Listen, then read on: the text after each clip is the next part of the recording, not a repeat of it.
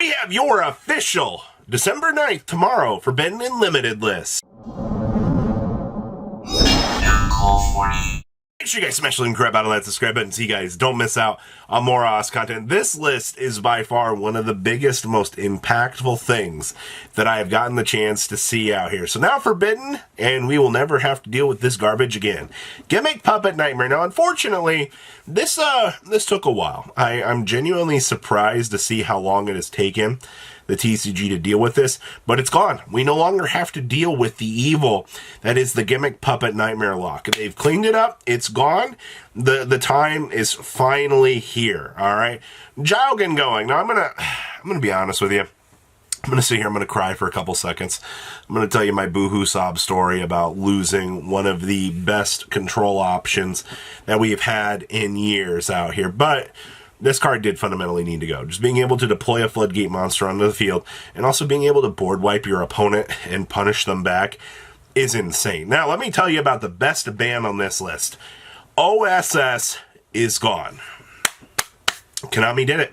They managed to fix the Snake Eye package in a way that actually, in my opinion, was pretty impactful. The ability for OSS to be able to toggle through and do all of this little insane, crazy stuff that it was able to do, yeah, it was pretty broken, to say the least. And the fact that they did us a favor here, we no longer have to deal with this. Now, obviously, you can still want it and do Diabellstar plays within the White Forest deck, and, you know, you're able to use Deception, things like that. But this breaks the link between Fire Kings and all of this other fire, like the hybrid synergy decks. That was the issue. Now, you know, with the new lines of play, you were able to tuck back the OSS and, you know, do all this little fun stuff. Konami actually did a very good thing with this. So, goodbye! All right.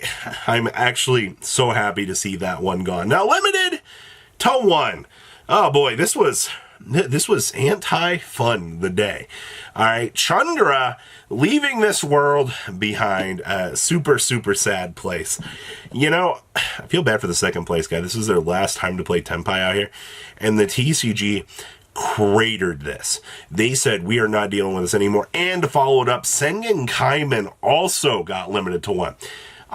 That's literally insane. You could actually play this deck a little bit with at least triple Kaiman and one Chandra, but holy crap. The fact that the TCG took Kaiman and took Chandra and said, we're sick of this OTK power, and just amputated it, such a good call. Because if the TCG was going to do anything that the OCG was going to have to deal with, the next list, with Chandra still sticking around at one, it was still a major issue. Now, what's very interesting, at least to me, about seeing these changes, maybe we will see more Tenpai here in the future. I don't know. But it is goodbye. Phantom of Yubel. This was a good hit. The big thing I've been saying on this channel for a little while was we needed Konami not to hit the former 3 decks because they were the only real decks that could kind of keep up. No. Konami said we're starting 2025 with a brand new meta. You are dealing with Rizal and Malice 100% now. At least Yubel got off kind of scot-free with only one Phantom and getting back Spirit Gates. But we'll talk about that here in a bit. And, of course, Zodiac Barrage. I really wish this was Trident, honestly.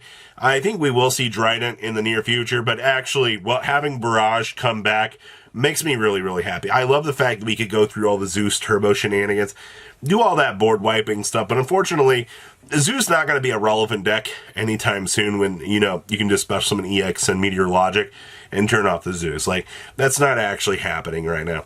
Limited to 2. Cyberjar. Now, personally, I don't think that this really matters all that much. This is one of those Konami went, hey, you know, you guys want this back, right? You guys want the ability?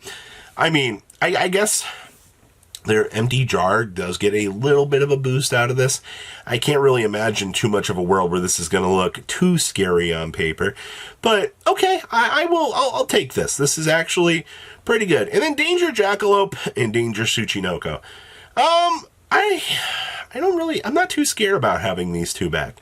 Honestly, more danger support does, they're trying to push more combo-esque variations of decks, which I think it's fine, actually, because in the past, you know, danger monsters literally promoted some of the most degenerate stuff, and also this is what a boost to Dark World. Technically, Konami was just very nice to Dark World players. You actually got a pretty big boost out of this. Ava moving to 2. Now, I've read a couple of comments from people going, oh my gosh, Ava's moved. Konami did it.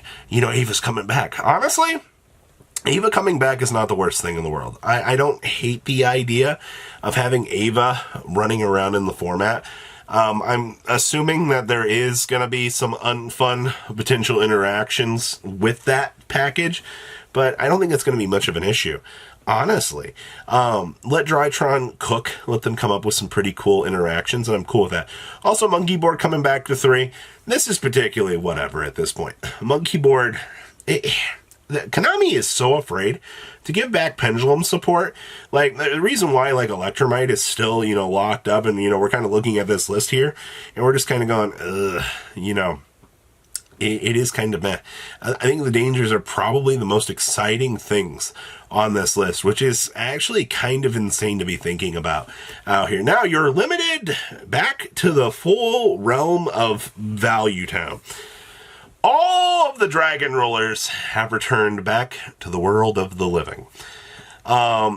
Considering the fact that we have seen so many big people talking about just wanting to play the Dragon Rollers for fun, I'm so happy that we can just play this deck, man. Like, I don't know how we're going to do it because we don't have Mind Hacker. We don't get to do, like, the cool, crazy lines of play like you want to do with the Dragon Rollers, but they're all back. They're all here. We can have some fun. Dino Wrestler Pinkertops, this is actually pretty cool because this gives us some going second options. And considering the fact that we have all the Cashed Hero stuff still kind of running around out here in the format, we cannot discount that. I don't know. I'm happy to have Pinkertops, Fenrir, Unicorn, all these going second menaces running around out here doing their thing. Airlifter Unlimited. This one's going to be very interesting. They did destroy OSS, which did break the basic ability for this deck to have access to getting the Rescue Ace package way more consistently. So now you're going to have to kind of find a way to get to those cards a little bit more consistently. It's not going to necessarily be an easy task now. I was initially thinking that Rescue Ace was going to be a very strong deck going into this, seeing this bring back, but losing the Wanted Diabellstar package is pretty massive. This also kind of sends Deception back to the Stone Age a little bit as well. So, I don't know. To be determined on that.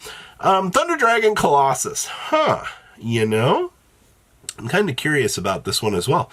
Will Colossus make an impact? Probably not. I've made the joke that the Pendulum build was one of the funner little builds that you could have with this, which it is. I mean, being able to make discard a Thunder Dragon, search for 2 Colossus. I've joked about being a hilarious interaction, but that's cool. We've also got Ib, the World Justicar out here coming back on this list. Sure. It's not doing anything. And Opening of the Spirit Gates moving back. So, by punting Phantom to 1, you can let up on the Opening of the Spirit Gates. You also got to remember, Konami did all that reprinting with Opening of the Spirit Gates, and it honestly kind of left a bad taste in all the Phantom Beast players' mouths.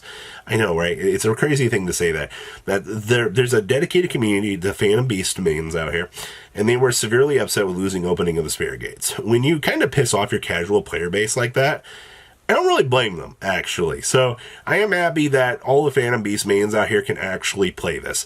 You're probably listening to me going, Robbie, they don't exist. Yes, they do. I've talked to a couple of them. All right, they were pretty upset. So, this one's for you. This goes into effect on December 9th. Oh, that's literally like 3.5 hours for me. So, congratulations to the rest of the world. You're already now in effect for this list, which is crazy. I'll have to... I need some time to process this list, if you want my honest opinion. I don't think... Crossover Breakers literally changes the landscape of everything out here. And the fact that, the Wanted Diabellstar package, all of this stuff that we just kind of went through out here, yeah, this is a meta change like none I feel like I've seen before. So please, leave a comment down below. Tell me what you guys think, and I'll see your beautiful faces back here later today, guys. Patrons, thank you.